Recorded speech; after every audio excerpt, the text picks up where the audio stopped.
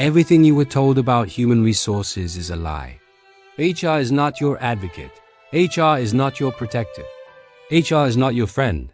And the moment you treat them like any of those things, you hand over the single most dangerous weapon in corporate politics, information about yourself. Now, let me be precise about what I mean. HR can be genuinely helpful when your interests and the company's interests align. Benefits enrollment, onboarding, policy questions. This video is about what happens when those interests diverge. And most people don't recognize the divergence until the damage is already done. What I'm about to show you will change how you operate inside any organization. I am going to give you 3 tactical frameworks that replace the fantasy of HR protection with something you actually control. The documentation fortress, the shadow escalation path, and the strategic immunity system.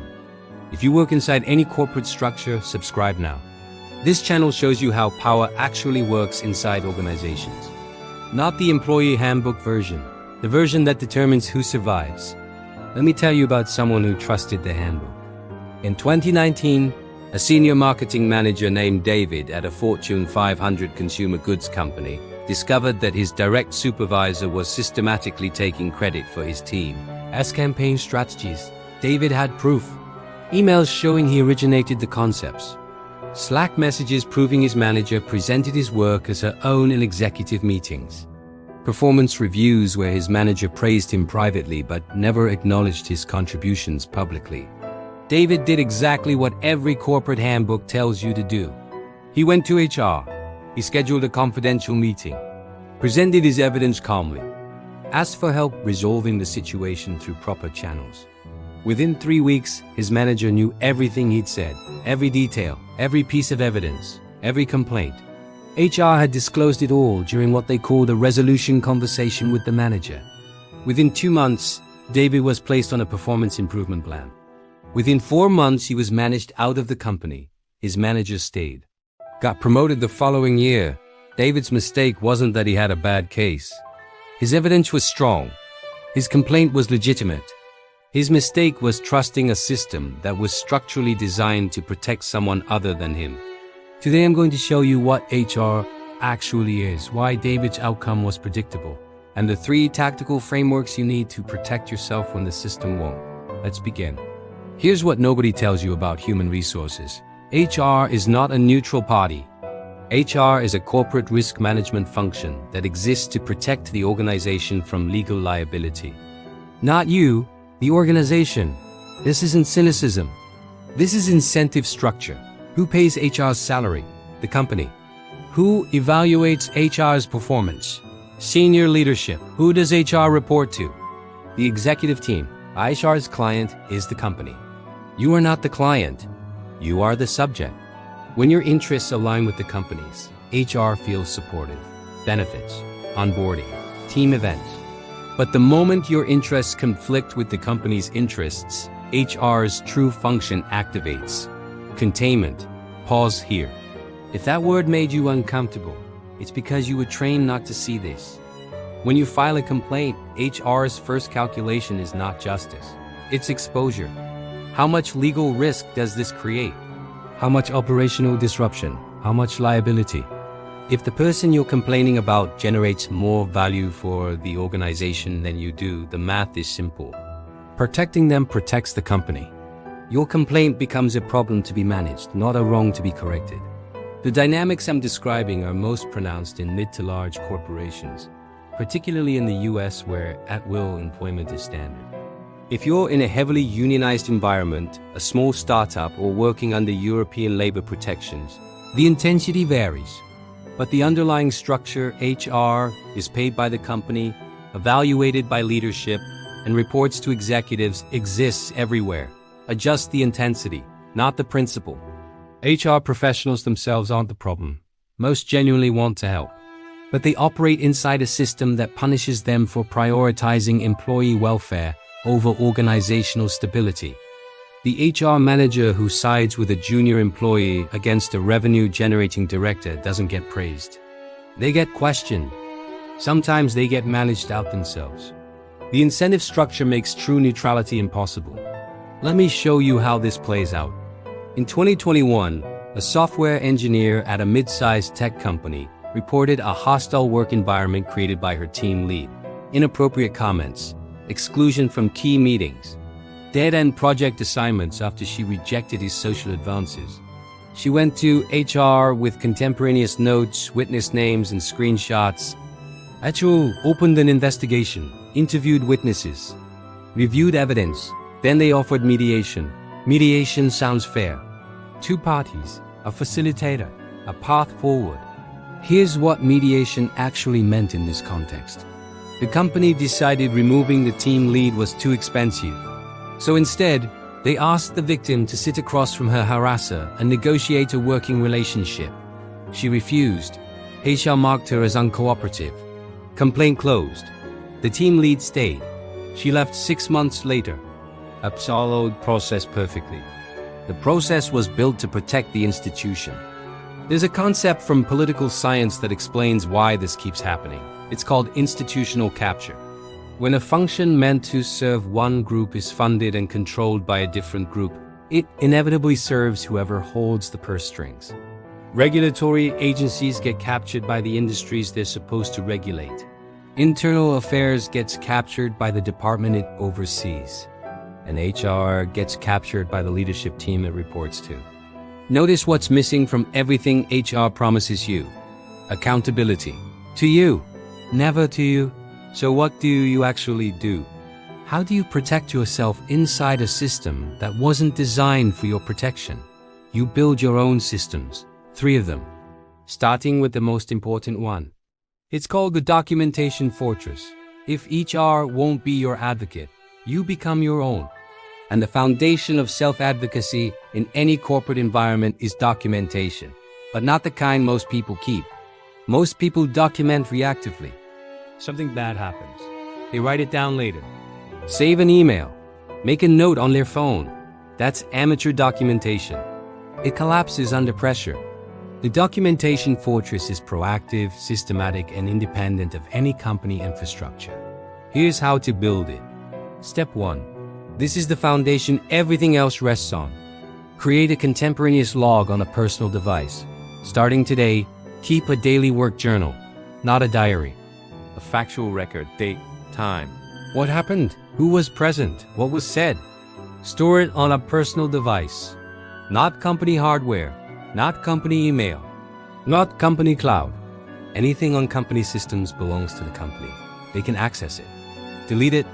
Use it selectively. Your documentation must exist outside their reach. Step 2. Preserve key communications in real time. When something happens that could become relevant, capture it immediately. Don't wait for a conflict to escalate. Don't wait until you've decided to take action.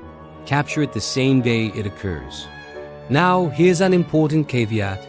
Before transferring any company documents or communications to personal devices, check your employment agreement, NDA, and company acceptable use policies. In some regulated industries, particularly finance, healthcare, and defense, transferring certain documents can violate policy or even law. Nothing in this video is legal advice. If you're in a serious situation, consult an employment attorney in your jurisdiction before taking action. What I'm describing is a strategic framework, not a legal playbook. That said, your own observations, your own notes about what happened in meetings, your own account of conversations, those belong to you.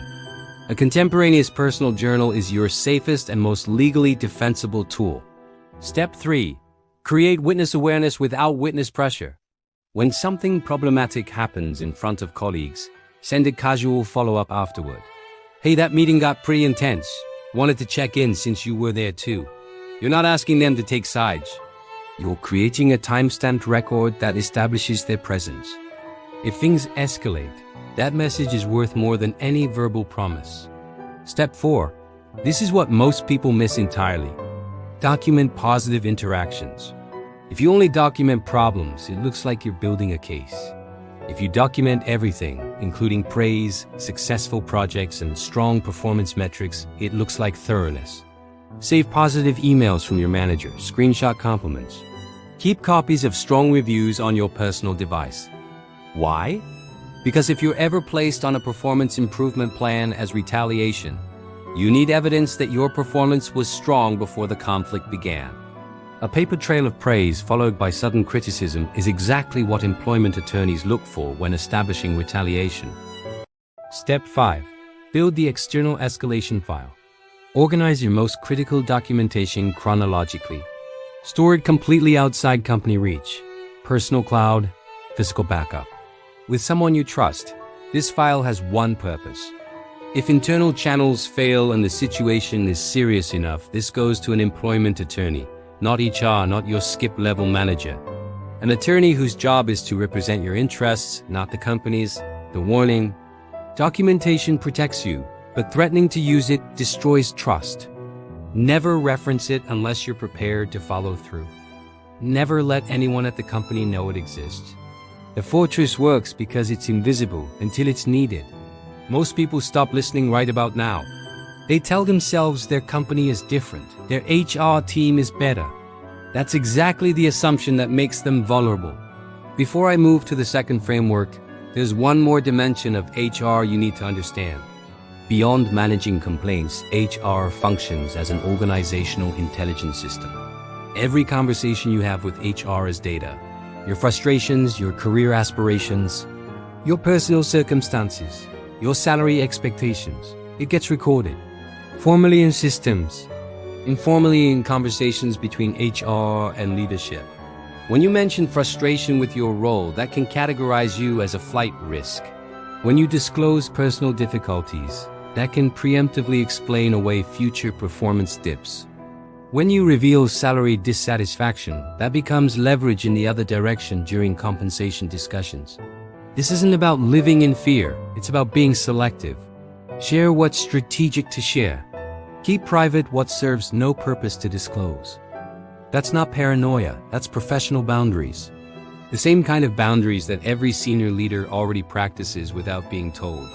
Has anyone ever told you that HR conversations are confidential? Ask yourself, confidential from whom? Not from your manager, not from senior leadership, not from legal. The only people your HR conversations are confidential from are peers at your own level. The people who might actually support you. Information flows up, not sideways. Now that you have the foundation, let me show you what to do when you actually need to escalate a problem. Because documentation protects your record, but it doesn't resolve conflicts. For that, you need a different system. It's called the shadow escalation path. When most people have a workplace problem, they see two options. Handle it alone or go to HR. That's a false binary. And it's the reason most workplace conflicts end badly for the person who reports them. There are multiple escalation paths inside every organization. The most effective ones don't run through formal channels at all. They run through influence. The shadow escalation path is a method for resolving workplace conflicts through power relationships rather than bureaucratic process. It works because it operates on the currency organizations actually run on, not policy, leverage. Here's how to use it. Step 1. Map the actual power structure before you take any action. Before you escalate anything, understand who has genuine influence over the situation, not org chart authority. Real influence, ask yourself, who does the problem person report to? Who do they respect or fear? Who in leadership has a track record of acting on principle when it matters? Who benefits if your problem gets resolved? Map those relationships. Your escalation target isn't the HR inbox. It's the specific person with the most power and the most incentive to address what's happening. Most people skip this step entirely. They default to the official channel because it feels procedurally safe. But procedurally safe and strategically effective are rarely the same thing. Step 2. Engineer the informal conversation. Instead of filing a complaint, create a natural opportunity to inform your escalation target directly. This requires having a relationship with someone senior enough to matter. A cross-functional project connection. A mentorship relationship. Even a brief professional interaction you can build on. During a conversation, you raise the situation, not as a complaint, as organizational intelligence. Something like, I've been noticing some dynamics on the team that seem to be affecting output and retention. I thought you'd want to be aware since it touches on priorities you've mentioned. Notice what you're doing. You're not venting, you're not asking for a rescue. You're framing the problem as relevant to their interests.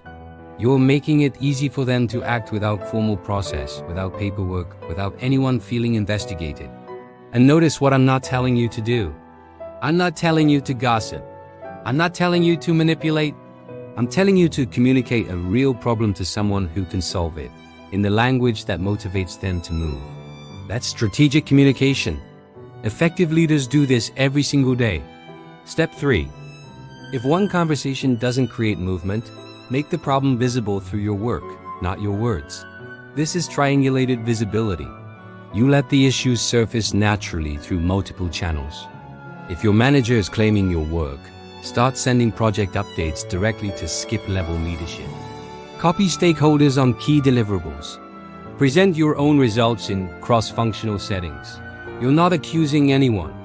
You're simply making the truth visible to people who can draw their own conclusions. This distinction matters. When someone discovers a problem independently, they act on it. When someone receives a formal complaint, they assess liability. You want discovery, not disclosure. Step 4. Build the mentor shield. This is the move that fundamentally changes your political position inside any organization. Develop a genuine relationship with a senior leader outside your direct reporting line, not a program-assigned mentor. A real relationship built on mutual respect and demonstrated value. This person serves 3 functions. Strategic counsel from a higher vantage point. Cover if you're ever targeted. And most critically, they make you politically expensive to mistreat. When you have a visible connection to a senior leader, anyone causing you problems has to calculate whether their behavior will reach that person's ears. That calculation alone changes behavior. No formal complaint necessary. You don't need your mentor to fight your battles. You need your mentor to exist visibly enough that starting battles with you becomes a bad bet. Step 5. Reserve formal and legal channels as a genuine last resort. If informal approaches fail and the issue is serious, discrimination, harassment, retaliation, systematic policy violations, you escalate formally, but not to HR, to an employment attorney.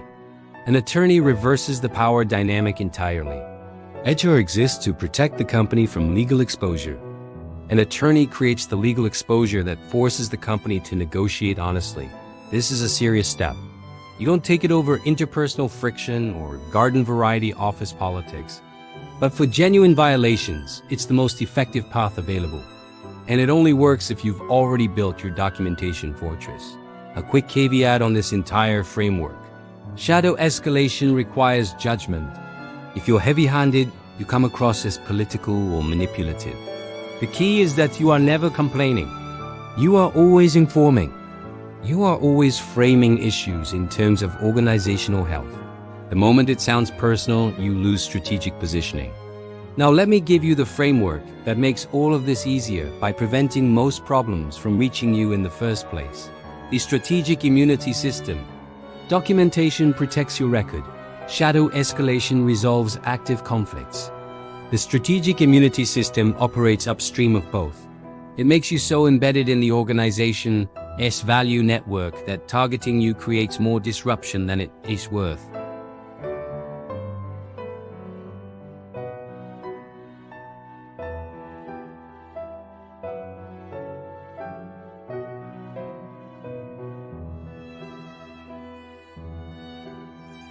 Volunteer for cross-functional projects. Offer expertise outside your silo. Build a reputation that doesn't depend on any single person's endorsement. When your value is distributed, no one person can erase it. If your manager moves against you, other leaders notice the gap. They ask questions. They offer alternatives. That distributed awareness is your immune response. Step 2. Build alliances at 3 distinct levels. If informal approaches fail and the issue is serious, discrimination, harassment, retaliation, systematic policy violations, you escalate formally. But not to HR, to an employment attorney. An attorney reverses the power dynamic entirely. HR exists to protect the company from legal exposure. An attorney creates the legal exposure that forces the company to negotiate honestly. This is a serious step. You don't take it over interpersonal friction or garden variety office politics. But for genuine violations, it's the most effective path available. And it only works if you've already built your documentation fortress. A quick caveat on this entire framework. Shadow escalation requires judgment. If you're heavy-handed, you come across as political or manipulative. The key is that you are never complaining. You are always informing. You are always framing issues in terms of organizational health. The moment it sounds personal, you lose strategic positioning. Now, let me give you the framework that makes all of this easier by preventing most problems from reaching you in the first place. The strategic immunity system. Documentation protects your record. Shadow escalation resolves active conflicts. The strategic immunity system operates upstream of both. It makes you so embedded in the organization's value network that targeting you creates more disruption than it's worth. Think of it as making yourself expensive to lose and costly to fight. Here's how to build it. Step 1. This is the highest leverage career investment you can make. Distribute your value beyond a single team. The most vulnerable employees are those whose entire value proposition lives under one manager. If that relationship sours, everything collapses. No allies, no alternative landing spots. No one asking questions when you're suddenly gone. The most protected employees have value that spans departments, teams, and leadership relationships. Volunteer for cross-functional projects. Offer expertise outside your silo. Build a reputation that doesn't depend on any single person's endorsement. When your value is distributed, no one person can erase it. If your manager moves against you, other leaders notice the gap. They ask questions. They offer alternatives. That distributed awareness is your immune response. Step 2. Build alliances at 3 distinct levels. You need peers who will verify your account of events when it matters. Mid-level leaders who will speak well of you in rooms you aren't in. And at least one senior relationship that makes mistreating you a risky political calculation. Build these through genuine collaboration. Solve problems for people. Be useful before you need anything. The person who helps a VP navigate a difficult project this quarter has an ally next quarter. Some of you will hear this and think it sounds transactional. It's not. Every meaningful professional relationship involves mutual value. Pretending otherwise doesn't make you noble. It just means you're providing value without building the reciprocity that protects you. That's not integrity. It's a strategic gap. Step 3. Attach your name to outcomes the organization measures. Invisible contributors are vulnerable contributors. If nobody outside your team knows your impact, nobody outside your team will notice when you're being undermined. Present results to leadership directly. Send impact summaries to relevant stakeholders. Make sure your name is associated with metrics that matter. Revenue influenced, efficiency gained, problems solved, clients retained. When removing you creates a visible, measurable gap, decision makers think twice before allowing it. That visibility is protection. Step 4. Create performance transparency across leadership levels. The most common retaliation tool is the sudden performance improvement plan. Your manager discovers deficiencies that magically appeared right after your conflict began. Your defense is pre-existing performance visibility. If multiple leaders already know you're performing well, a sudden negative review looks exactly like what it is. Share quarterly accomplishment summaries with your manager and their manager. Make results visible in cross-functional settings. Maintain a track record that exists in multiple people's awareness, not just your direct supervisor's file. Step 5. Maintain a live external option at all times. Keep your resume current. Take recruiter calls even when you're satisfied. Stay active in your professional community. Know your market value with specificity. The ability to leave is the ultimate negotiating position. Not as a bluff, as a genuine, exercisable option. When you can walk away, every interaction inside the company shifts.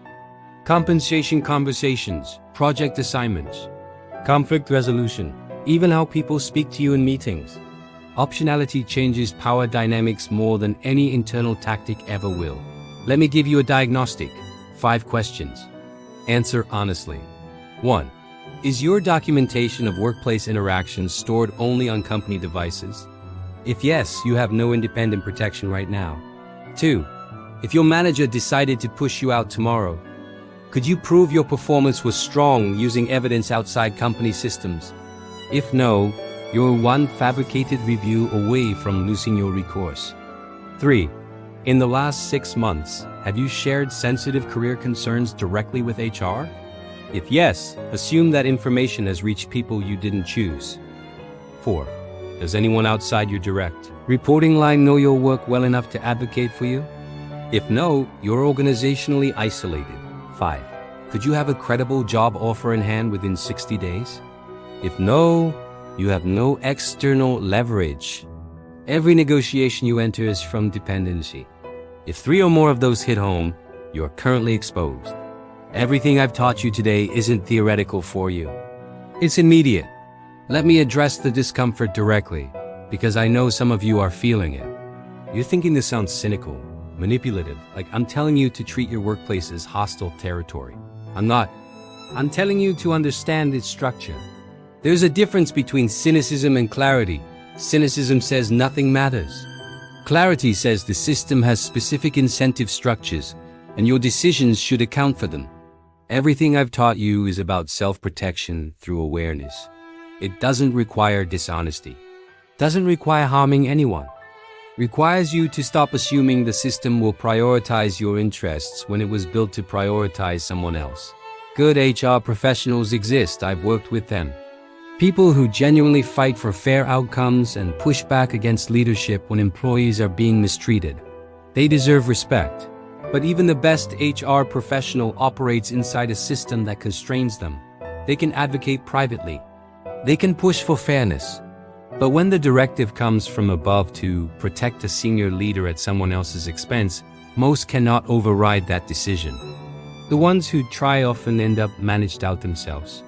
So even in the best case scenario, you should still have your own systems, because you're not betting on one person's character. You're betting against an incentive structure. And incentive structures don't bend for good intentions. The people above you already understand this. They document carefully. They escalate through influence.